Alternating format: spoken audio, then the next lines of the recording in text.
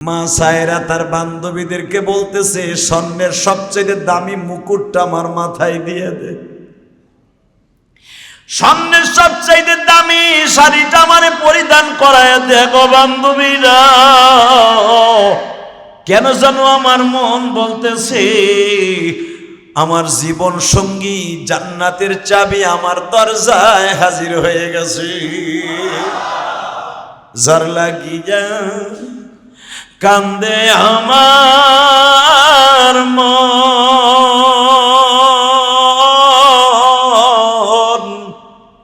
সে বুঝিয়া দাঁড়িয়ে আছে বড়ই আপনজ। কবিতার ভাষায় বলেন, মা সায়রা পৃথিবীর সবচেয়ে দামি সাজনা জিনিস দিয়ে সাজলেন। ওই জামানার বিয়ার প্রথা ছিল, ফুলের মালাটা হাতে নিলেন। মন কেন জানো বারবার এত্তেলা দিচ্ছে তোমার স্বামী তোমার ঘরের দরজায়। মা সায়রা প্রতিদিন সন্তান স্বামী চয়েস করতেন। আজকে যখন দোতলার থেকে নামতাছে, প্রথম নজরটাই আমার বাবা জাতির পিতা ইব্রাহিমের চোখে পড়ে গেছে। মা সায়রা আর কোনো দিকে তাকায় নাই গো, ডাইরেক্ট দরজার সামনে দাঁড়াইয়া ফুলের মালাটা গলায় দিয়ে, ওই জামানার পোতা ছেলে ফুলের মালা দিয়া হাতে চুম্বন করে হাত ধরে টেনে নিয়ে যাইয়া বাবার কাছে বলতো, আব্বা এই ছেলেটাকে আমি লাইক করেছি, চয়েস করেছি। বাবা কাজী ডাকিয়া আলেম ডাকিয়া বিবাহ দিত। তখন তো আর কাবিনের সিস্টেম ছিল না, আলেম ওলামা ডাকিয়া ইজাব কবুল করায় দিত। অন্যকা হইয়া নাকিদু বিল ইজাবি ওয়াল কবুল। আপনার আমার দাদা দাদির বিবাহ, আপনার আমার মায়ের বিয়া কোনো কাবিনে হয় নাই, বাবা হুজুর দিয়া হইছে। কথা কন না কেন? ইজাব কবুল হয়ে গেল। বাসর ঘরের মধ্যে এখন ভাগনা কান্দে দরজায় দাঁড়ায়, মামা আমি তোমার এতদিন খাদেম ছিলাম গো মামা। মামা ভাগনা যেখানে বিপদ নাই সেখানে, মামা আজকে তুমি মামি নিয়ে ঘুমাইবা, আমি একা একা দরজার কাছে পার। কেউ কেউ বলেন এই ভাগনাটাই একদিন নবী হয়ে যাবে। ইব্রাহিম আলাইহিস সালাম বলেন, ভাগনা রে তোর পরামর্শই তো রাজ দরবারে ঢুকছিল, কিন্তু আমার মালিক যেইভাবে আমার বিবাহ রাখছে আমি তো কল্পনাও করি নাই রে। আমি 24 বছরের যুবক ইব্রাহিম,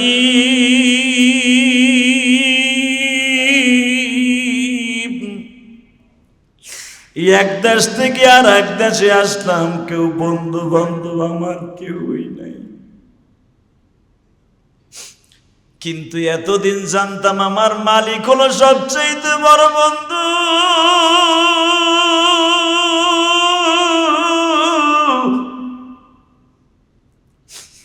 উনি যে সব পারেন এটার মধ্যে কোনো সন্দেহ নাই।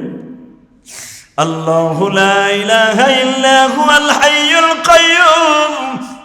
আমার আল্লাহ যে সর্বময় ক্ষমতার মালিক। কত ইজ্জু মান তাশা কুলিল্লাহুম্মা মালিকাল মুলক। হে ভাগনা, উনি যে সমস্ত ক্ষমতার মালিক, ইজ্জত দেওয়ার মালিক, সম্মান দেওয়ার মালিক। এই রাজার মেয়েকে কত বড় বড় রাজা বাদশার ছেলেরা বিয়ে করতে আসলো। 40 জন লাইনে দাঁড়ায় রইলাম, 41 নাম্বার আমি ছিলাম আর তুই ছিলি। আজকে কাউকে চয়েস করলো না, আমি তার কপালে হয়ে গেলাম রে ভাগনা। তাহলে বোঝা গেল আমার মালিক যদি সব কিছু পারে, তুই মালিক রে একটু বুঝাইয়া ক।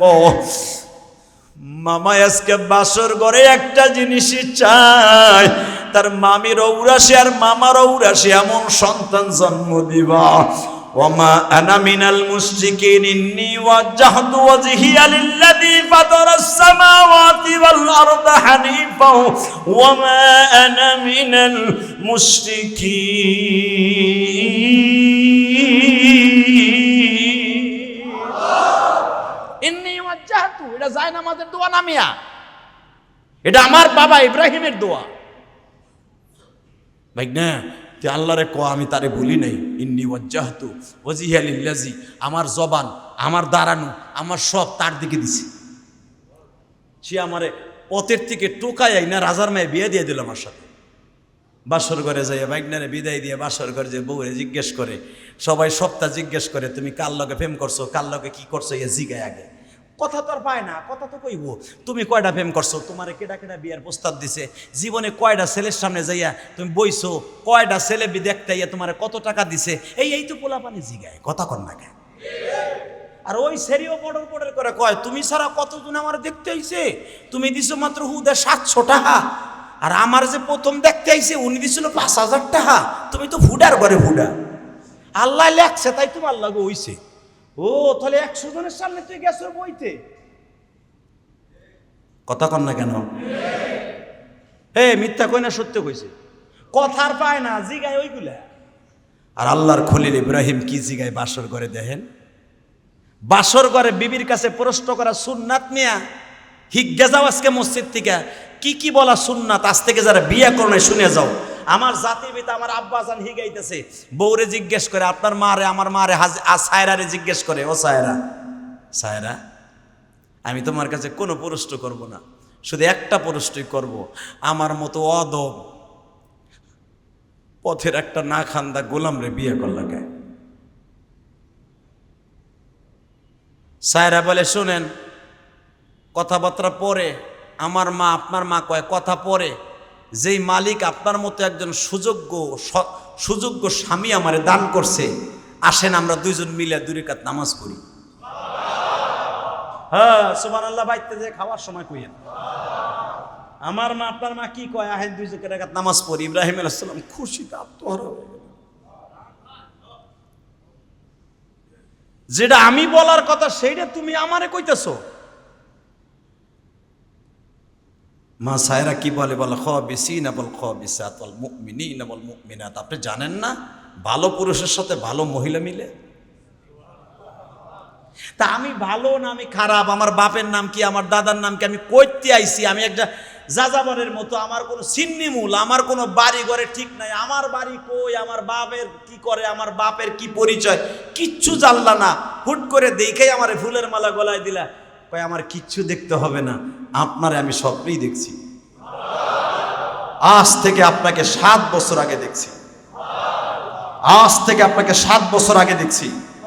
আমি সায়রার বয়স আজকে 21 বছর, এই 21 বছর পর্যন্ত 14-15 থেকে নিয়ে সেই 15 বছর বয়স থেকে আমার আব্বা বিবাহের জন্য পাইতারা চালাইতেছে, এই 60টা বছর আমার আব্বারে আমি বুঝায় রাখছি শুধু একমাত্র আপনার জন্য।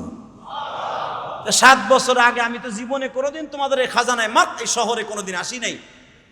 মা সায়রা বলে আপনি আসেন নাই, আপনার মালিক কিন্তু আপনারে দেখাইতে ভুল করে নাই, আপনার স্বপ্নের মধ্যে দেখছি গো খলিল,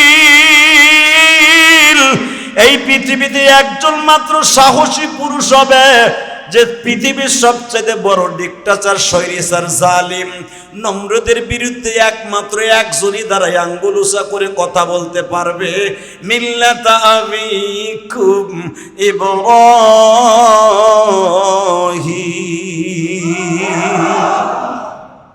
একজনই নমরুদের সামনে কথা বলতে পারবে, তার নাম ইব্রাহিম। কারণ নমরুদের সামনে দাঁড়ায় কথা বলার মতো ক্ষমতা কারো নাই।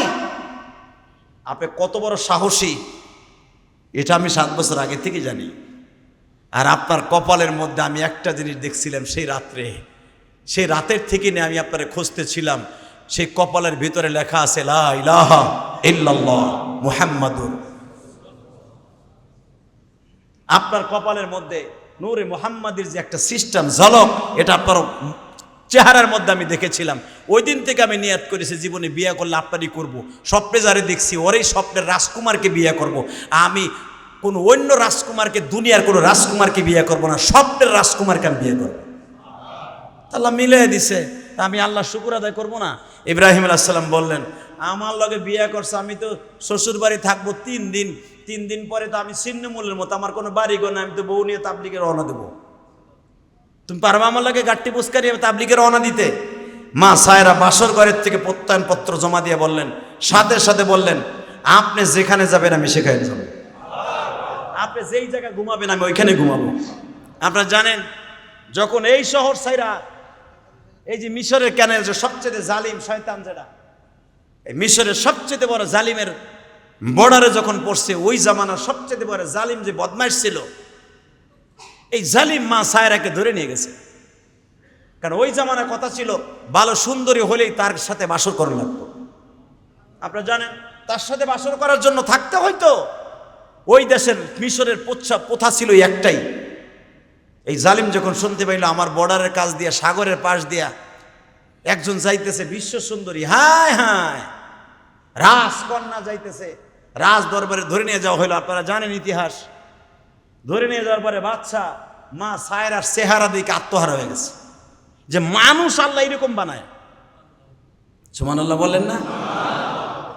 যখন মা সায়রার সাথে অপকর্ম করার জন্য, নাউজুবিল্লাহ মিন জালিক, আপনার মা আমার মা অপকর্ম করার জন্য ইব্রাহিম আলাইহিস সালামকে এক ঘরে আটকায় রাখছে।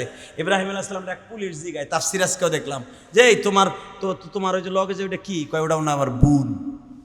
কি বলছে? বোন বলছে। তাহলে এই হাদিসের দ্বারা বোঝা যায় বউরে বোন কওয়া যায়। ইব্রাহিম আলাইহিস সালামের জীবনে কেউ কেউ বলেন দুইটা মিথ্যা কথা কইছে। একটা হলো বিয়ার পরে নবী হওয়ার আগে, আর একটা হলো দোনোটা কথা বলছে নবী হওয়ার আগে। একটা বলছে আলো বালেগ হওয়ার আগে, যেরকম ফেরাও নমরুদ তাকে বলছিল, তুই আইলি নাকি আমার মেলায়, আমার সেজদা দিলি নাকি? ইব্রাহিম বলছিল ইন্নী সাকিম, যেটা কোরআনে আছে, আমি অসুস্থ। সুবহানাল্লাহ বলেন না? এটা হলো তার 12 বছর থেকে 7 বছরের মধ্যে উনি বলছিল আমি অসুস্থ, আমি আমুকে আপনি আপনার দপ্তরে। আর একটা হলো বিয়ার পরে।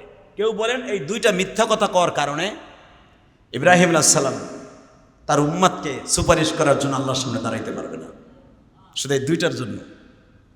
আমি গত জুমায় বলছিলাম মিথ্যা মানুষকে ধ্বংস করে দেয়। কথা বলেন না কেন? ইব্রাহিম আলাইহিস সালাম মিথ্যা কথা বলেন নাই। এখানে ইন্নী সাকিম মানে আমি অসুস্থ। অসুস্থ তো মানুষ অনেকভাবে হতে পারে, হতে পারে না? কেউ বল লাগে গ্যাঞ্জাম লাগছে, ভাই মানসিকভাবে অসুস্থ, ভাই আমি আসতে পারবো না। শারীরিক ভালো কিন্তু মানসিকভাবে অসুস্থ, আছে না? অনেকে টাকা পয়সা ঋণের বোঝা নিয়ে মাথায় করে কেউ বলতেও পারে না, কইতেও পারে না, এটাও একটা অসুস্থ। ইব্রাহিম আলাইহিস সালাম বলে ফেলেন উনি এটা আমার বোন। তো ওই জমানার প্রথা ছিল বোন বললে আর বাচ্চা নিত না, কিন্তু বোন বলার পরেও ও লোভ সামলাইতে পারলো না, ওর বোনও কারোর মাও এটা আমার লাগবই। নাউজুবিল্লাহ বলেন না? বাসর ঘরে সাজানো হইল, মা সায়রাকে বসানো হইল। আপনারা জানেন সবাই ইতিহাস, তাফসীরে এসেছে সূরা ইব্রাহিমের মধ্যে।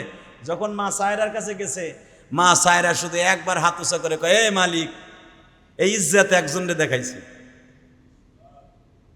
সুবহানাল্লাহ কইলেন না? এই ইজ্জত কয়জনকে দেখাইছি? এই বডিটা, আমার এই জেসেমটা একজনকে দেখাইছে, সেটা হলো তোমার জাতির পিতা ইব্রাহিম। এখন ওই বলে আমার চেহারা দেখবো, তুমি কই? খালি কইছে তুমি কই, কইতে দেরি আছে, আর শরীরে অবশ হইতে দেরি নেই। পুরা গিরার আড়া হুগাইয়া পুরা সম্বকের মতো জমিনে টাইনা ধরছে, গিরা পর্যন্ত ডাইবে গেছে শয়তানের। ও বুঝা লাইছে যে পাপ আমার করতে ধরছে। সায়রা, আমি বুঝতে পারছি তোমার সাথে দামি আর কেউ নাই, মেহরবানি করে আমার বাঁচাও। মা সায়রা বলেন বাঁচাবার বলে আমি না, সে কে? আল্লাহ তোরে গজবে ধরছে, আল্লাহ ওরে বাঁচায় দাও। বাইসা গেছে 3 বার। এবার যখন বলছে সায়রা আমি আর আকাম কুকামের দিক যাব না, আমি তোমার ভক্ত হয়ে যাব, সত্য কথা কও, ওই লোকটাকে বলেন আমার প্রাণ প্রিয়তম স্বামী। তা সে যে বলল বোন, এই জালিম তুই বুঝলি না? বোন বললে বলে তুই তার সাথে কোনদিন খারাপ কাজ করস না। আমার স্বামী, আমার প্রাণের স্বামী, আমার জান্নাতি স্বামী, আমার স্বামী, তারপরও তোর হাত থেকে বাঁচতে পারলো না, আল্লাহ তোরে বাঁচতে দেয় নাই। বাদশা, জালিম বাদশা বলে সায়রা আমি এখন কালেমা পড়বো না, আমি তোমার একটা জিনিস হাদিয়া দেব তোমার কাজের উপরে ভিত্তি করে। যাও তোমার স্বামী এবং তোমার জামা কাপড় ধোয়ার জন্য, পানের বাটাটা আগাই দেওয়ার জন্য, লাডিটা ধুইয়া মুছা পরিষ্কার রাখার জন্য, তোমার 3 পিসটা সুন্দর করে ধুইয়া দেওয়ার জন্য। আমা খালাকতুল জিন্না ওয়াল ইনসা ইল্লা লিয়াবুদুন। আমা খালাকতুল জিন্না, আমি কি বানাই নাই তোমাদেরকে কেবলই মাত্র একমাত্র আমার ইবাদতের জন্য? কথাটা বলতেছেন কে? আল্লাহ। আমা খালাকতুল জিন্না ওয়াল ইনস, আমি কি তোমাদেরকে জিন আর মানব জাতিকে বানাই নাই আমার কেবলই মাত্র ইবাদতের জন্য? প্রশ্নবাচক চিহ্ন। আল্লাহ ডাইরেক্ট বলতে পারতেন আমি তোকে বানাইছি ডাইরেক্ট আমার ইবাদতের জন্য, আল্লাহ কেন বললেন আমি কি বানাই নাই তোমাদেরকে? মানে কত আদরের ভাষা দিয়ে বলছে, আমি কি তোদেরকে বানাই নাই? আপনি যদি কাউকে আপনার জীবনের চাইতে বেশি ভালোবাসেন, আপনার ছেলেকে, আপনার মেয়েকে, আপনি এইভাবে কথাটা বলবেন, কিরে আমি কি তোর জন্য কিছু করি নাই? কথা বলেন না কেন? আর যদি আপনি এইভাবে বলেন, তোর জন্য করছি না আমি, এই তোর জন্য করি নাই, জান পরাণ দিয়ে করছি। আর যদি আপনি আদর করে কারোর কাছে মনের কষ্টগুলো ব্যক্তর সাথে বলতে চান, আমি কি তোমাদের জন্য কিছু করি নাই? কত সুন্দর ভদ্রচিত ভাষায় আল্লাহ বললেন না, কেবলই মাত্র একমাত্র আমি কি বানাই নাই তোমাদেরকে? যে নার মানবকে আমার ইবাদতের জন্য। আপনি কি উত্তর দিবেন? না, আমার দোকানের জন্য বানাইছেন। কথা বলেন না কেন? কে উত্তর দিবেন? মানুষের মাথায় বাড়ি দিয়ে নিজে বড়লোক হবেন আর অপরে ধ্বংস হয়ে যাক, এটার জন্য? বেজন্মা ইসরায়েল, ওদের শুধু একটাই, ওরা পাশ্চাত্যের পিছনে পড়ে আজকে ওদের মাথার ভিতরে একটাই ঢুকছে, মুসলমানরা কেমনে নিধন করতে হয়, ওরা কেমনে সারা পৃথিবীর সুপার পাওয়ার হতে হয়, সুপ্রিম পাওয়ার হতে হয়, এটাই ওদের মাথার মধ্যে ঢুকছে। কিন্তু এটা ভুলে গেছে বেজন্মা ইসরায়েল যে এই দেশে ওদের চাইতে বড় শক্তিশালী মানুষ জন্ম নিয়েছিল, ওদের বাপেরও বাপ ফেরাউন। তার বাপেরও বাপ, দাদার চাইতেও দাদা, পর দাদার চাইতেও বড় ছিল আর একজন শয়তান, নমরুদ। কথা বলেন না কেন? বুনিয়ামিন নেতানিয়াহু যে ইসরায়েলের যে বদমাইশ বেজন্মাটা, এই বেজন্মা তো মনে মনে ভাবে যে সারা পৃথিবী আমি দখল করব। সারা পৃথিবীতে দখল করতে হলে তোর চায়নারে শেষ করতে হবে। খালি ইরানের প্রেসিডেন্টে মাইরা তুই সুপ্রিম পাওয়ার হতে পারবি না, আমেরিকার প্রেসিডেন্টে মারতে হবে। কথা বলেন না কেন? ইরানের প্রেসিডেন্টকে মারার জন্য সারা দুনিয়ার ইহুদির বাচ্চারা, এমনকি এর সাথে মুসলমান অ্যাড আছে। আপনারা জানেন সিরাজউদ্দৌলাকে মারার জন্য কিন্তু বাহিরের লোক লাগে নাই। ভুলে গেছেন ইতিহাস? মির্জাফর নামটা সারা পৃথিবীতে কেন নাম থাকবে? মির্জাফর নাম যদি কেউ বলে, আরে বেটা তুই তো মির্জাফরের মতো, এটা খুব ঘৃণিত শব্দ, তাই না? আর মির্জাফর জীবনে খালি একটা লোকরে নিয়েই তার মাথার মধ্যে ছিল, সে লোকটারে মারছে কি মারে নাই আল্লাহ ভালো জানে। আমি তোর জন্ম নেই নাই, ওই সময় আপনিও জন্ম নেয় নাই, কিন্তু সে এমনভাবে মানুষের অন্তরে, বাংলাদেশের মানুষের ঢুকে গেছে অন্তরে, যেই কথাটা এখন কুত্তা বিলের মতো গালি হয়ে গেছে। কথা বলেন না কেন? কেউ যদি শুয়ার বলে গালি দেয় যেমন মাইন্ডে লাগে, কুকুরের বাচ্চা বলে মাইন্ডে লাগে, মির্জাফরের বাচ্চা বললেও আর মাইন্ডে লাগে। কথা কর না কেন? আরে বেটা তুই তো একটা মির্জাফরের বাচ্চা। হালাকে মির্জাফর তো আল্লাহর ঘৃণিত কোনো প্রাণী না। মির্জাফরও যেই মালিক বানিয়েছেন, আপনার আমার ওই মালিক বানিয়েছেন। তার কর্মের উপরে এমন একটা শখ সিল মেরা হয়ে গেছে যে এই শব্দটা এখন মানুষের জন্য অভিশপ্ত হয়ে গেছে। কথা বলেন না কেন? ফেরাউন একজন মানুষের নাম, নমরুদ একজন মানুষের নাম। ফেরাউন কিন্তু আসলে ওর নাম না, ওর নাম ছিল কায়কাউস, ইব্রানি ভাষা। নমরুদ তার নাম না, কিন্তু তাদের নামগুলো কেন এরকম হয়ে গেছে? যেরকম মির্জাফর ঘৃণিত একটা শব্দ হয়ে গেছে, আসল নাম বাদ দিয়া এখন নকল নাম সারা পৃথিবীতে, এমনকি কোরআনেও ছড়ায় বসে। ফেরাউনের নাম কায়কাউস, কোরআনের কোথাও পাবেন না, ফেরাউনই পাবেন। করাখন না কেন? ওয়াইদ ক্বালা ফিরআউন ওয়াইদ ক্বালা ওয়াইদ জালু ফিরআউন, কোরআনের বহু জায়গায় ফেরাউন আছে। হালাকি ওর আসল নামটাই আল্লাহ মুসায় দিয়া ওর কর্মের উপরে ওইটার আল্লাহ লিখে দিয়েছে। অতএব আপনারা মনে রাখবেন, আমরা আসলে আকীদাগতভাবে কে কি আছে সেটা দেখার বিষয় নয়, বিচার করনেওয়ালা কে? আপনি আমার উপরের দিক তাকায় বলতে পারবেন ইলিয়াস রহমান যদি ভালো না খারাপ, এই মসজিদের সভাপতি, সেক্রেটারি, কেশিয়ার, কমিটি বৃন্দ কে খারাপ কে ভালো? আপনি উপরের দিক তাকাইয়া কাউকে আপনি বিশ্লেষণ করতে পারবেন না। আপনার বিশ্লেষণ করতে হলে তার আমল দেখতে হবে, তার ভিতরটা দেখতে হবে, তার কর্মজীবন দিকটা দেখতে হবে। আসলে বাংলাদেশে নয়, সারা বিশ্বের জন্য একটা নেয়ামত ছিল। বাতিলের বিরুদ্ধে আতঙ্কে ছিল ইরানের প্রেসিডেন্ট। কথা বলেন না কেন? তার আমলে জিন্দিগি, তার আকীদাগত কি ছিল এটা দেখার বিষয় না। সে মুসলমানদের জন্য যে সমস্ত কাজ করে গেছেন, হোক সে শিয়া, একটা মুসলমানের জন্য সে একটা অ্যাসেট ছিল, মুসলমানের জন্য একটা সম্পদ ছিল। কারণ মুসলমান তো কথাই কয় না, আমি নেউরা মার্কা মুসলমান। তো সৌদি আরব ইসরায়েল কতগুলা মাইয়া পাঠায় দিছে, সব ভুলে গেছে। কথা বলেন না কোনো? ফিলিপাইন থেকে, ফিলিস্তিন থেকে, ইসরায়েল থেকে কিছু সুন্দরী নারী দিয়া দিছে সৌদি আরবরে, মুখ বন্ধ। ফিলিস্তিনের পক্ষে একটা কথা বলে না। কথা বলেন না কেন মিয়া? বিলিয়ন বিলিয়ন টাকা দিয়ে দিছে সৌদি আরব, চুপ করে সালমান বয়ে রয়েছে। হালাকে যদি একবার সালমান একবার হুঙ্কার দিত এই ইরানের প্রেসিডেন্টের মতো, যার একটা বার ফিলিস্তিনে একটা বোমা ফাটাবি, ইসরায়েল 1 ঘন্টার ভিতরে তামা তামা বানায় ফেলাবো। এটা কিন্তু সৌদি আরব পারে। যদি বলেন কেমনে পারে? সৌদি আরবের তেল দিয়া ফিলিস্তিনে মারতেছে। কারণ ইসরায়েল সমস্ত তেল নেয় কয়েকটা দেশ থেকে, আমেরিকাও তেল নেয় কয়েকটা দেশ থেকে। তারা কয়েকটা দেশের পরে নির্ভরশীল। 1 নম্বরে হলো কুয়েত, 2 নম্বরে মিশর, 3 নম্বরে সৌদি আরব। এই লেবনান ফেবনান যা দেখেন এগুলা এরা গুনায়ও ধরে না, গুনায় ধরে কয়েকটা দেশ। এই দেশগুলারে তারা মাথার মধ্যে নিয়ে এই দেশের ঠান্ডা করে রাখে।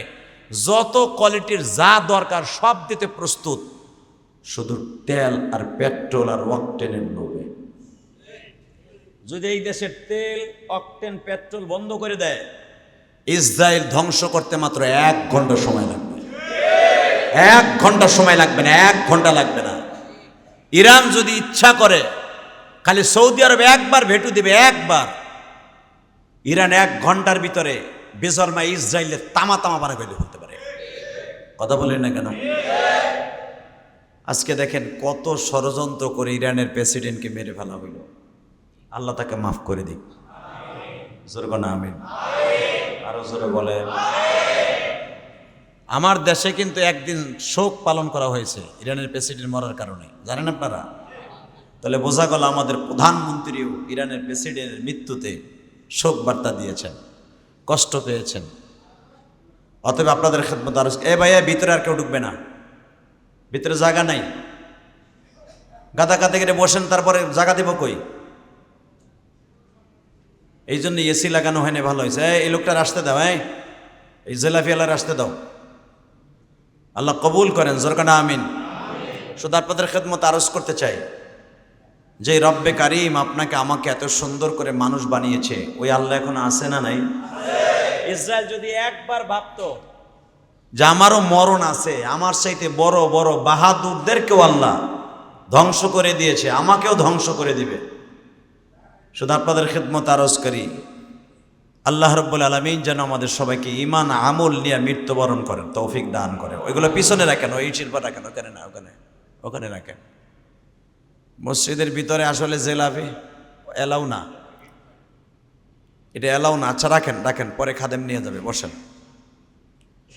শুধু আপনাদের খেদমত আরজ করতে চাই, এই জমিনে এখনো পর্যন্ত আল্লাহর রাজ কায়েম আছে না নাই? রাজ বুঝেন? রাজ মানে কর্তৃত্ব, আল্লাহর রাজত্ব এখনো জমিনে আছে না নাই? আছে। আল্লাহর রাজত্ব যতদিন আছে ততদিন পর্যন্ত ইমানদারের ইমানের পরীক্ষাও আছে। আল্লাহর রাজত্ব সেদিন থাকবে না, ইমানদারের ইমানের পরীক্ষা দেওয়াও থাকবে না, ঠিক না? ফিলিস্তিন আজকে যুদ্ধ করতেছে, মনে রাখবেন এটা আল্লাহর রাজ কায়েমের জন্যই করতেছে। তো আপনাদের খেদমত আরজ করতে চাই, আমার বিশ্ব নবীও যার গায়ে একটা কেউ টোকা দিলে ওই টোকাটা আমার আল্লাহর গায়ে লাগতেন। যেই মানুষটারে দেখতে অসুন্দর লাগলে আমার আল্লাহ মনে মনে ভাবতেন আজকে ভালো হচ্ছে না। এই জন্য আমার নবী রাত্রে ঘুমের থেকে উঠলে মনে রাখবেন, আপনার আমি ঘুমাইলে কিন্তু গালের মধ্যে যদি ব্রাশ না করে মেসাক না করে ঘুমান, এই জন্য ঘুমানোর আগে মেসাক করা সুন্নাত। কেন? ঘুমানোর আগে, খাবার আগে মেসাক করা কি? জোরে কর না কেন? কি ব্রাশ করে ঘুমাবেন, এটা সুন্নাত। কারণ ব্রাশ করা অবস্থায় যদি আপনি মৃত্যুবরণ করেন, আপনার কালেমা নসিব হবে।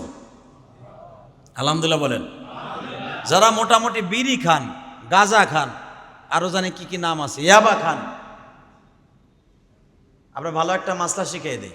যারা খান, শয়তানের দোকায় খান, আমি জানি বন্ধু মহলে পড়ে বিড়ি খাইতে খাইতে আপনার একটা অভ্যাস হয়ে গেছে, বিড়ি খোর এখন আপনার হয়ে গেছে, আছে না? এখানে হয়তো আপনারা এক শতকরা না হলেও 25% লোক আছেন আপনি ধূমপান করেন। আমরা না করলে কি, আমরা বুঝি 50-50 দিলাম না, 25%ই ধরলাম, আপনার ভালোর ভিতরে রাখলাম। তো 25% লোকে যদি বিড়ি খান, বিড়ি খাওয়া তো অবশ্যই হালাল। হ্যাঁ, মসজিদে বই মিথ্যা কথা কইেন, বিড়ি খাওয়া হালাল। হ্যাঁ, মাশাআল্লাহ, ভালোই তো জানি। একটা দিক দিয়ে বুঝেন, একটা নামাজ থাক এখন পড়ে না, এই একটা জিনিস মনে রাখেন, বিড়ি খাওয়া যদি হালাল হইতো, আপনার এই মসজিদের সানি ইমাম সাহেব, ধরেন আমি খতিব সাহেব, কে আমি কি পারি না এক প্যাকেট বিড়ি খাইতে? কি বলেন, পারি না? আরে শখের বিষয় তো, দাওয়াত খেতে গেলে আপনি যদি সভাপতির বাসায়ও দাওয়াত খেতে যাই, সভাপতি সাহেব বলে হুজুর একটা পান বানাইছে আপনার ভাবি, চাবাইতে চাবাইতে যান, আর কি খাবেন, বলি না? শখের বিষয় তো জীবনে বছরে না হলেও 10-15 বার পান আমি জেহাদির খাওয়া হয়, কিন্তু কই আমার লাইফে তো জীবনে কোনদিন বিড়ি কেমনে টান দেয় এটাই তো জানি না। যদি খাওয়া জায়েজ থাকতো 100% ভাবে জীবনে একবার হইলে আমি জেহাদি একটা টান দিতাম। টান দেওয়ার কায়দা কিন্তু জানি আমি, এবং আপনার টাইনে টুইনাকের লাস্টে যেটুক আছে ওইটুক কেমনে টানতেও তাও জানি, সব জানি। গাঞ্জার পোটলা আপনি যে সুন্দর বানাইতে না পারেন, তার তা ভালো বানাইতে পারি আমি। যদি কোন কেমনে, আমার জীবনের প্রথম যেখানে ইমামতি করছি এটা হলো মাজারের পাশে, সেটা হলো ঢাকা কেরানীগঞ্জ হাসনাবাদ, একবারে মাজারের পাশে ছিল আমার মসজিদ। তো মাশাআল্লাহ, যখন আমি আসরের নামাজ পড়াই মাজারের সামনে আসতাম, দেখতাম বুজুর্গরা সব ওই তাহাজ্জুদে মগ্ন। মাগরিবের পরে একটা ঘরই আছে প্রায় এদিকে 14 ফিট, একটা 18 ফিট, এই ঘরটাই ওদের ওই মস্ক করার জন্য, ওইটা রিয়াল সেল দেওয়ার জন্য। কে কত কোয়ালিটিতে বানাইতে পারে, তাহলে দূরে দাঁড়ায় দাঁড়ায় দেখতাম, কিন্তু প্রতিবাদ করার সাহস আমার নাই। কারণ মেম্বার, চেয়ারম্যান, সমাজের বড় বড় টাকাওয়ালা পয়সাওয়ালা, ওনরা ওই গাঞ্জাখোরের পক্ষে। আমি যদি একটা কথা বলি, পরের দিন আর আমার ইমামতি করতে দিব না। গাঞ্জাখোররা আমার জুতা থুইয়া, আরে আমার জীবনে একবার গাঞ্জাখোররা জুতা চুরি করে নিয়ে গেল, আমি গাঞ্জার বিরুদ্ধে কথা কইছি দেখা। পরে যখন শুনতে পাইছে এটা ইমাম সাহেবের জুতা, আমার জীবনে ঘটনা একটা ঘটে গেল। তো জুতাটা আমি যখন তাফসিরে বলে দিলাম, তখন আবার মাগরিবের পর তাফসির করতাম যে ভাই আমার জুতাটা যে নিছোস, আমি কেবল নতুন জুতাটা কিনছি, ইমাম সাহেবের জুতা নিয়ে লাভটা কি আল্লাহর রাস্তায় দিয়ে দিও। এই জুতাটারে 2.5-3 কেজি ওজনের মিষ্টির প্যাকেটের মধ্যে কইরা আমার বউর কাছে দিয়েছি। আমার বউ আবার মিষ্টি মুষ্টি খায় না, আর বাস্তব ঘটনা মেয়া, এই মিষ্টির প্যাকেটটারে ফ্রিজে থুয়ে দিছে। আমার জীবনের ইতিহাস, এটা সত্য ঘটনা। সে কইছে আমি গেছি মাহফিলে, সে শুক্রবারে ঘটনা, তো সে থুয়ে দিছে ফ্রিজের মধ্যে, আমার জুতা ঠান্ডা হইতেছে ফ্রিজের মধ্যে বইয়া। তো হঠাৎ করে আমার বাসায় এক গ্রুপ আসছে, বিবারিয়ার থেকে কিছু আলেম আসছে ওয়াজের দাওয়াত দেওয়ার লেগা। এখন কইতে কি দেব, মসজিদের মুয়াজ্জিন সাহেবরে দিয়া, খাদেম সাহেবরে দিয়া, আমার ভাগ্নে আসল ওরা দিয়ে কইছে পুরি লইয়া, আর ফ্রিজে তো মিষ্টি আছে। তো যখন পুরি আর মিষ্টি আমার বোর কাছে ধরে দিয়া কয় ফ্রিজে তা নামাই দাও, বেচারি খুলে দেয়, সে তো হাসতেই আছে, খালি হাসতে আছে, সে খালি হাসে। আমি কি হয়েছে কবা, তো কই মিষ্টি কই, এই যে মিষ্টি। আমার জীবনে একটা ঘটনা ঘটছে 2005 সালে। তো গাঞ্জাখোরদের বিরুদ্ধে কথা বলছি বিদায় আমার জুতা নিয়ে পরে আবার মিষ্টির প্যাকেটে ফেরত দিছে। পরে আমি চিন্তা করলাম, গাঞ্জার প্যাকেটে যখন গাঞ্জার কথা বলার কারণে আমার জুতা ফেরত দেয়, তাহলে এই আল্লাহর ওলির আমার সিনা বাইর করার দরকার। পরের জুমায় ওরা সবাই কিন্তু জুমা পরে আমার পিছনে। পরে বলছি, ভাই যে আমার জুতাটা নিছিলি, যে এই কায়দাটা করছো, আমি দোয়া করি আল্লাহ যেন তোর জুনায়েদ বাগদাদি বানায় দেয়। এই দোয়া যখন করছি, আসরের পরে আসতে আমার বাসায় গেছে, ওইটাই গেছে যেটা নিছিল। ও যায় বলতেছে, ওস্তাজি মনে কিছু করবেন না, ঢাকার ছেলে কিন্তু আপনার জুতাটা আমি নিয়েছিলাম, আপনি কষ্ট পাইছেন। হুজুর আমি এটা বেইসা ফেলাইছিলাম জুরাইন রেলগেট। পরে যখন আপনি শুনলাম মাগরিবের তাফসিরে অনেক কষ্ট করে কইছেন জুতাটা কিনছি নতুন নিয়ে গেলি, হুজুর আমার খুব মায়া লাগছে। আমি সেই জুতা ডাবল টাকা দিয়ে ফেরত দিয়েছি জুরাইন থেকে, আবার ফেরত আই না চিন্তা করলাম এখন দিমু কেমনে। এই কায়দা করলাম, মিষ্টির প্যাকেটে করে আপনার বাসায় দিয়েছি আমি। তা আমি শুধু আপনাদের খেদমতে আরজ করতে চাই, গাঞ্জা খাওয়া অবশ্যই হালাল। হালাল না হারাম? হ্যাঁ, গাঞ্জা কিন্তু আমার নবীর জীবনে ছিল, নবীর যুগে ছিল। এটা কি আপনি জানেন? নবীর যুগে ছিল এটি। মদ নবীর যুগে ছিল। ছিল না কি জানেন? যেই ৬০ বর্ষ আপনার আমি খাই, এইটা ছিল না। যেটা হলো যে ট্যাবলেট, ইয়াবা না ইয়াব্বা নে ইয়াম্মা কি কয় ওটারে, এটা নবীর যুগে ছিল না। আজকে আপনি শুনলে আশ্চর্য হয়ে যাবেন, ইয়াবা খাইয়া বাপরে মাইরা খালের মধ্যে নামাইছে। আপনি দেখেন নাই? বাপরে মেরে বাড়ির থেকে বের করে দিছে। বাপ অসুস্থ মানুষ বয়ে রয়েছে ঘরের আঙিনায়, গাঞ্জা খাই ইয়াবা খাইয়া যাইয়া আব্বারে ঘুষাইয়া নাক মুখ ফাটাইয়া টাইনা খালের মধ্যে নিয়ে ফেলাইছে। পরে জানা গেল, তদন্ত করে পুলিশ যখন তার অ্যারেস্ট করে নিয়ে গেছে, জানা গেল ছেলেটা নেশা করছিল, ইয়াবা খাইছে। ইয়াবা কেন মারছে বাবারে? মারার পিছনে একটাই কারণ, বাবা খালি একবার বলছে ও যদি ইয়াবা খায়, মায়েরে বলছে ওরে ভাত দিবা না। এই কথা কেন বলবো? এই জন্য বাবারে মারছে। মেরে ভাই দোস্ত বুজুর্গ, আপনাদের দুইটা পাও ধরে বলছি, মুসলমান আজকে কেন অধপতনে চলে গেছে? একমাত্র কারণ মুসলমান আল্লাহর কাছ থেকে সরে গেছে। তাহলে ইরানের প্রেসিডেন্টকে মেরে ফেলার মতো ক্ষমতা, মুসলমানকে মারার মতো ক্ষমতা বিশ্বের কারো হাতে আল্লাহ দেন নাই। আজকে মুসলমান এখানে সেখানে মারি খায়। 3টা বিমান 3টা হেলিকপ্টার একসাথে রওনা দিল, ওনার হেলিকপ্টারটা বোমাজিত হলো। কারণটা কি? এর পিছনে কারণ একটাই, একটা মুসলমান যদি যখন শক্তিশালী হইয়া উঠে, তার মেরিট দিয়া, তার মাথা দিয়া কোরআনে রিসার্চ করে যখন দেখে সারা বিশ্বে সে মোরল হতে পারবে, ইহুদি নাসারাগুলাকে শেষ করতে পারবে, এই থিওরি যখন আল্লাহ মুসলমানের মাথায় দিয়ে দেবে ইব্রাহিম নবীর মতো, তখন সারা পৃথিবীর ইহুদির বাচ্চারা এক হয়ে যাবে তাকে মারার জন্য। তার জ্বলন্ত প্রমাণ আমার বিশ্ব নবী। আমি দেখাই দেই কোরআন হাদিস থেকে। আমার নবীর মাথার মধ্যে যখন সারা পৃথিবীর ইঞ্জিনিয়ারদের প্ল্যানিং চলে আসলো, কাবাগর নির্মাণ করবে, কাবাগর নির্মাণ করা শুরু হয়ে গেল। ইব্রাহিম আলাইহিস সালাম কাবাগর নির্মাণ করছে। আপনারা জানেন কোরআনের ভাষা, وَإِذْ يَرْفَعُ إِبْرَاهِيمُ الْقَوَاعِدَ مِنَ الْبَيْتِ وَإِسْمَاعِيلُ।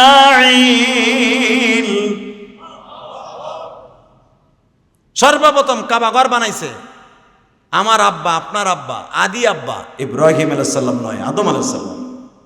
এরপরে বানাইছে আপনার আব্বা, আমার আব্বা নূহ আলাইহিস সালাম। এরপরে তৃতীয়বার কনস্ট্রাকশনের কাজ হয়েছে, যার কথা কোরআনে আল্লাহ এইভাবে বলেন, وَإِذْ يَرْفَعُ إِبْرَاهِيمُ الْقَوَاعِدَ مِنَ الْبَيْتِ وَإِسْمَاعِيلُ। ইব্রাহিম আর ইসমাইল, বাপ হইল রাজমিস্ত্রি, পোলা হলো যোগালী, হেল্পার। আপনারা সবাই জানেন ইব্রাহিম আলাইহিস সালাম যেরকম ইঞ্জিনিয়ার ছিলেন, পৃথিবীতে ঘর বানাবার ইঞ্জিনিয়ারিং পৃথিবীতে সর্বপ্রথম একজন মানুষকে আল্লাহ দান করেছেন, চলো আমার বাবা, আপনার আব্বা ইব্রাহিম।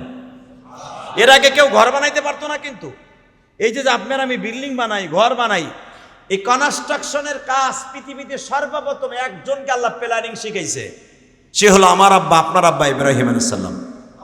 এর আগে কোনো মানুষ ঘর বানাইতে পারতো না, পাহাড় কেটে কেটে গর্তে থাকতো। ঘর সর্বপ্রথম বানাইছে ইব্রাহিম আলাইহিস সালাম।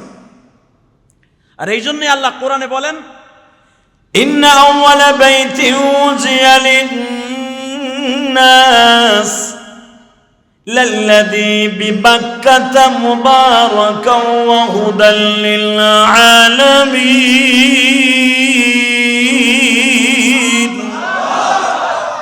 ইন্না আউওয়ালা বাইত, পৃথিবীতে সর্বপ্রথম ঘর বানাইছে তোমার বাপ। তোমার বাপ কার বাপ? আপনার বাপ না? এ বাপ কয়জন? একজনই তো কবা। এইটাই তো জানেন না আপনার বাপ কয়জন। আবার হাজি সাহেব হয়ে গেছেন আপনি। আপনার বাপ কয়জন, আমার বাপ কয়জন, এটাই তো জানেন না। আমি তো বলছি এই মসজিদে আজ থেকে 4 বছর আগে, বাপ কয়জন? ওই যে যেগুলো আগে ওয়াজ শুনছে ওরা জানে। হে আমার দিক তাকান, বাপ 4 জন। কয়জন? কোরআনের ভাষায় কয়জন? আল্লাহ যদি কয় এইটা তোমার বাপ, আল্লাহ যদি কয়, শেখ হাসিনা যদি না কয়, খালেদা জিয়া যদি না কয়, আল্লাহ যদি কয় এইটা তোমার বাপ, হ্যাঁ বাপ মানবেন না?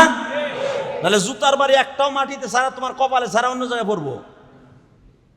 নামাজ পড়া যেরকম ফরজ, এই 4 জনের বাপ মানা ফরজ। কয়জন? জোরে কন, আরো জোরে। এই মেয়ে হজ করছেন 4 বার 5 বার, এখনো জানেন না আপনার বাপ কয়জন? এই যে জানে না তার বাপ কয়, হেইডারে কি কয়? আপনি তো ঠিক মতো কইলেন জারগা। বেজরমা কয়, বেজরমা। এই যে ইসরায়েলকে যে বেজরমা বলি, আমি কেন বলি? ওর কোনো দেশ নাই, ওর কোনো জন্মের ঠিক নাই, ওর দেশে কোনো বিয়া নাই। কথা বলেন না কেন? এই জন্যই তো ওরা বেজরমা। তা আপনি যদি বাপের পরিচয় না জানেন, তাহলে আপনি কি মিয়া? আপনি কিসের সাতার মুসলমান? বলেন বাপ 4 জন। কয়জন? জোরে কন, জোরে জোরে জোরে। কয়জন? বলেন। 1 নম্বরে আদম বাবা। ও স্বীকার না করলে আপনি তো ওই কাতারে পড়বেন। 1 নম্বরে আদম বাবা। কে ওনার আব্বা বলবেন না? সুবহানাল্লাহ, সুবহানাল্লাহ। আল্লাহ নিজে বলেছেন, ওমা খালাকতুল জিন্না ওয়াল ইনসা ইল্লা লিয়াবুদুন। বান্দারে আমি তোরে বানাইছি অনেক আদর করে। ওমা খালাকতুল জিন্না ওয়াল ইনসা, লাকাদ, কে বলতেছেন? আল্লাহ। লাকাদ কাররামনা বনি আদম, আমি আদম সন্তানরে বানাইছি, আদম সন্তানরে বানাইছি আমি অনেক মায়া করে, আদর করে, ভালোবেসে বানাইছি। আদমরে এত সুন্দর করে বানাইছি, আদমের কোয়ালিটিতে তার বাচ্চা বানাইছি। মনে রাখবেন, যার বাপ সুন্দর হয়, মা সুন্দর হয়, বাচ্চাও সুন্দর হয়। কথা বলেন না কেন? যদি দেখবেন বাপ মা অনেক সুন্দর, ছেলেটা হয়ে গেছে অসুন্দর, একজন দেখলে কয়, কে রে দোস্ত, এটা মনে হয় তোর প্রোডাকশনের না। রহস্যজনক ভাবে বলুক। আর এটা যে গতবার গুনাহ আপনি জানেন। ইন্না বাযা জান্না ইসমুন, আল্লাহ কোরআনে বলেন, তুমি কারো উপরে ধারণা করে তোমার এই অধিকার আল্লাহ দেন নাই যে বাপ ওসি ছিলেন, সন্তান আজকে গাঞ্জাখোর হয়ে গেছে, হিরোইন করে গেছে, বাপ আলেম ছিলেন, ছেলে গাঞ্জাখোর হয়ে গেছে, এটার পরে বিশেষ করে বাপরে গালি দেবেন, কোরআন এটা নিষেধ করেছে আমার আল্লাহ। কথা বলেন না কেন? যদি এইটা আপনি গালি দেন বাপরে, সন্তানের পরে বিশেষ করে মিন করে, ডাইরেক্ট ইব্রাহিম আলাইহিস সালামের পরে চলে যাবে, ডাইরেক্ট আমার নবীর পরে চলে যাবে, ডাইরেক্ট নূহ নবীর উপরে চলে যাবে, নবীদের উপরে চলে যাবে এই তোহমাতটা। কারণ ইব্রাহিম নবীর বাবা মৃত্যুর আগ পর্যন্ত মুশরিক। নূহ আলাইহিস সালাম মরার আগ পর্যন্ত যেই বেড়ায় ঘর করছে বউডারে লইয়া, 1-2 বছর না, 750 বছর। হ্যাঁ সুবহানাল্লাহ, বাইতে যায় কই। এই বিডিটার লইয়া 750 বছর এক জায়গায় ঘুমাইছে নূহ আলাইহিস সালাম। বউ কত আদরের বউ। এই স্ত্রীর খবর সারা পৃথিবীতে সবচেয়ে বেশি জানে তার স্বামী। কথা কন না কেন? এখন কিন্তু মাশাআল্লাহ, জানি না সব মা বোন একরকম না, আমার এই কথা অনেকে রাগ করবেন, স্বামীর থেকে অনেকে বেশি যাই না ফেলায় তার এক্স বয়ফ্রেন্ডে। হালাকে কোরআনে আল্লাহ বলেন, পৃথিবীর সবচাইতে একটা মহিলার জন্য আপন হলো তার স্বামী। কে বলেছেন? আল্লাহ। জোরে বলেন কে? আরো জোরে বলতে হবে। আর স্ত্রীর কাছে সবচেয়ে আপন হবে লিবাসুল্লাকুম ওয়া লিবাসুহুন্না। আল্লাহ কোরআনে বলেন, এটা আমার বাপের বানানোর কথা না। লিবাসুহুন্না, একজন স্ত্রীর পোশাক হলো তার স্বামী, আর স্বামীর পোশাক হলো তার স্ত্রী। তাহলে পোশাক কি বাড়ির বাহিরে থাকে না সাথে থাকে? তাহলে কি মনে করলেন কোরআনে বলেন স্ত্রী তোমার শরীরের পোশাক? আমি বলি না, ডাইরেক্ট কোরআনে আমার আল্লাহ বলেন স্ত্রী যদি আমার শরীরের পোশাক হয়, আমার বিবির পোশাকের খবর তার এক্স বয়ফ্রেন্ডে জানে, আমি স্বামী জানি না। এরকম আল্লাহর ওলি আছে না নাই? অনেক আল্লাহর ওলিও আছে। তো 750 বছর যেই বেটা 950 বছর বাঁচলেন নূহ আলাইহিস সালাম, 1000 বছর বাঁচলেন আমার বাবা আদম, আর দ্বিতীয় বাবা নূহ আলাইহিস সালাম। ওনাকে আল্লাহ বাবা বলছেন, দ্বিতীয় বাবা অর্থাৎ উনি দুনিয়ার দিক দিয়ে বাবা, কিন্তু বাবা আসলে 4 জনই। নূহ আলাইহিস সালামকে আমার আল্লাহ এইভাবে বর্ণনা করেন, যেই নূহ আলাইহিস সালাম 750 বছর তার বিবি নিয়ে ঘর করলো, মৃত্যুর সময় তার বিবি কাফের হয়ে মরল। ওনার সন্তানের থেকে হাম শামস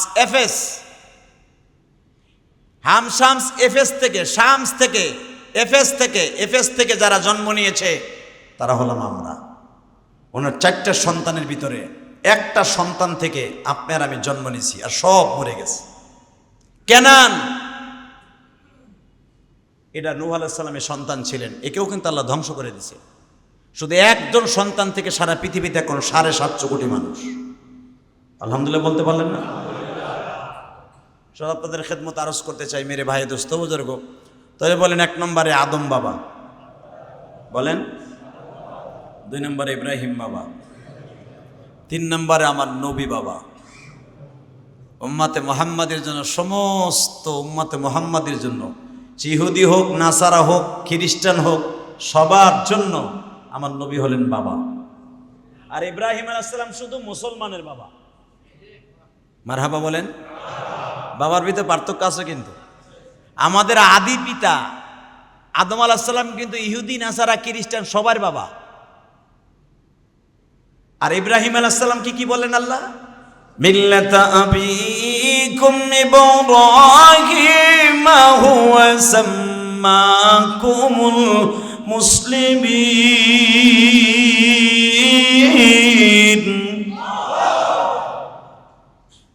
শুধু মিল্লাতে ইব্রাহিম, অর্থাৎ যিনি আমাদেরকে নাম রেখেছে হুয়া সাম্মাকুমুল মুসলিমিন, যিনি নাম রেখেছে আমাদের মুসলমান, উনি শুধু মুসলমানের পিতা।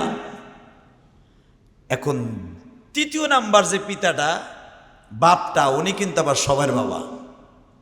মারহাবা বলেন।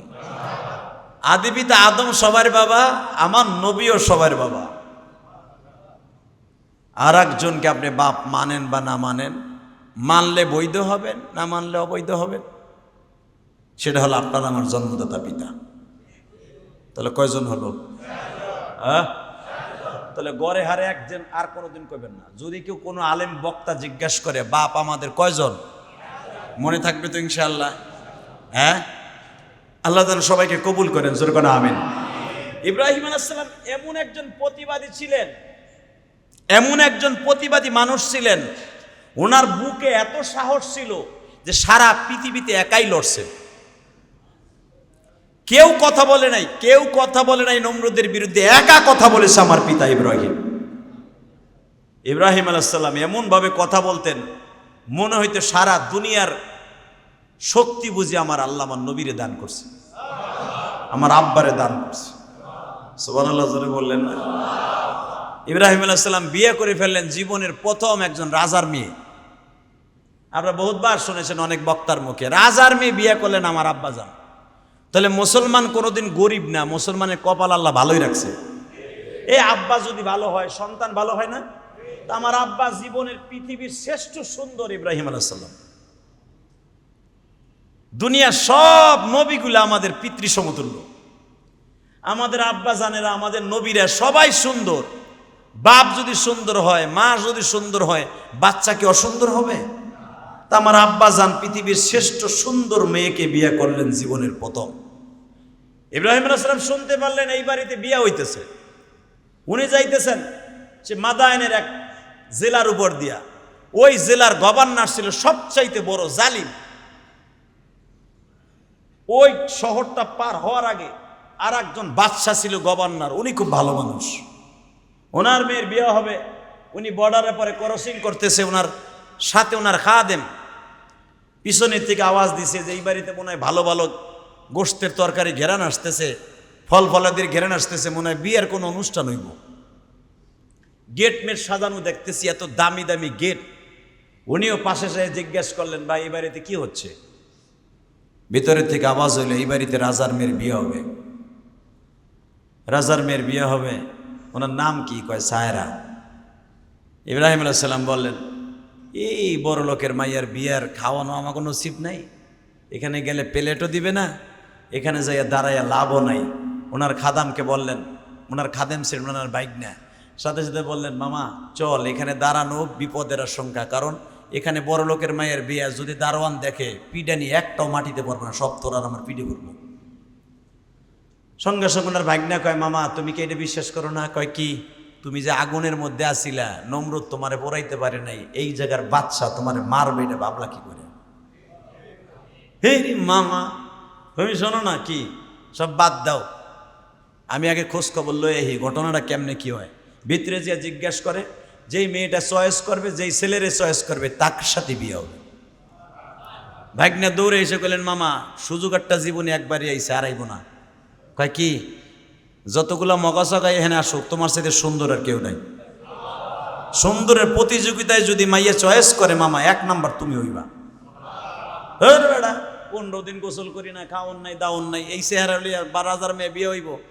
ও মামা, যেই আল্লাহ আগুনের ভিতরে তোমারে সুন্দর বানাইতে পারে, ওই মালিক ওই মেয়েটার জন্য তোমারে বানাই রাখতে পারে।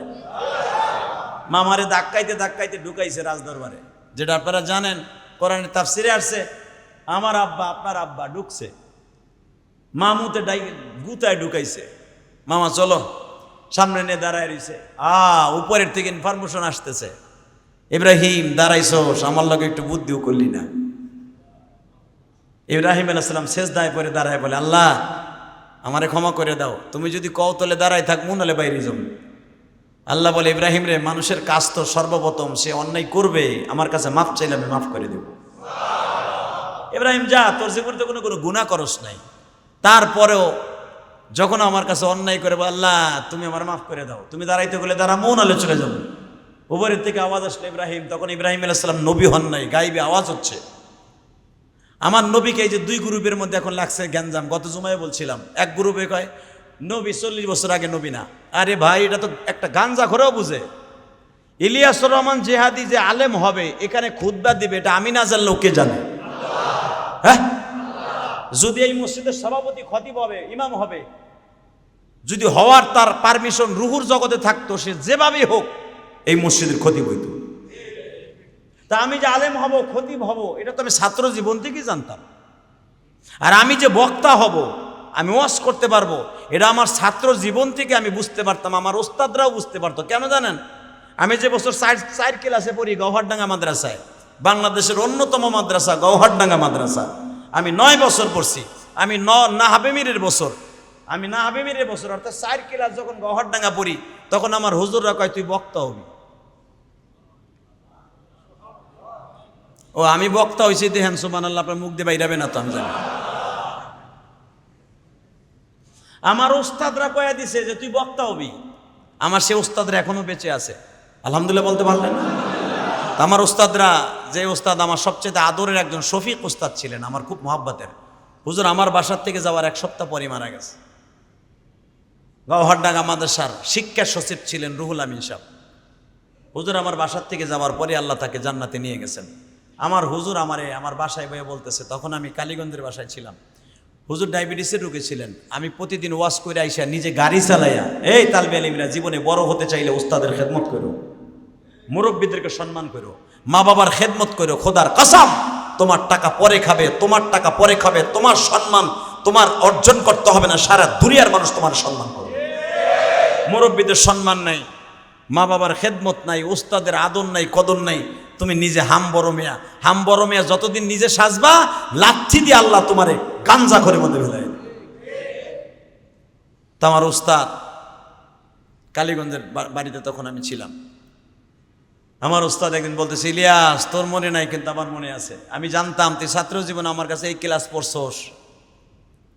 আমি না তোরে কইছিলাম মালাবুদ্দের ক্লাস আমার কাছে করতে কমই মাদ্রাসার ছাত্ররা বুঝবে। মালাবুদ্দা মিনহু একটা কিতাব আছে ফার্সিতে লেখা, এই ফার্সি কিতাবটা হুজুর পড়াইতেন আর বলছিলেন আমারে, আমার মন কেন যেন বলে তুই একদিন বক্তা হবি।